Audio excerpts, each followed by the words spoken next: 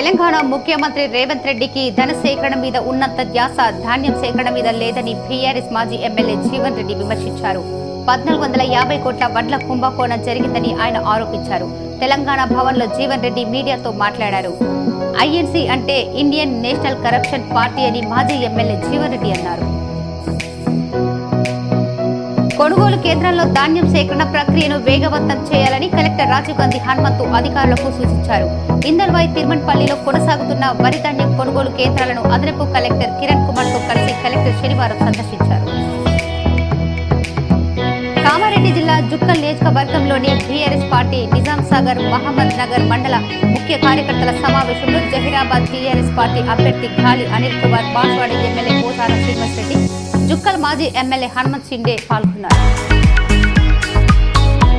అగ్ని ప్రమాదాలు జరగకుండా ప్రతి ఒక్కరూ తగిన జాగ్రత్తలు పాటించాలని జిల్లా కలెక్టర్ జితేష్ బి పాటిల్ అన్నారు. కామారెడ్డి కలెక్టర్ కార్యాలయంలో శనివారం కామారెడ్డి విపత్తు స్పందన అగ్నిమాపక సేవల శాఖ ఆధ్వర్యంలో అగ్నిమాపక వారోత్సవాల కరపత్రాలను గోడ ప్రతులను ఆయన ఆవిష్కరించారు. దర్పల్లి మండలంలోని పొన్నాజీపేటలో కొనసాగుతున్న ఐకేపీ కొనుగోలు కేంద్రాన్ని అదనపు కలెక్టర్ కిరణ్ కుమార్ ఆకస్మికంగా పరిశీలించారు. ఈ సందర్భంగా ఆయన నిర్వాహకులతో, గ్రామ రైతులతో మాట్లాడుతూ అకాల వర్షాలకు కేంద్రంలో ఉన్న వరిని నిర్వాహకులు తడవకుండా తీసుకున్న చర్యలను ఆయన ప్రకటించారు.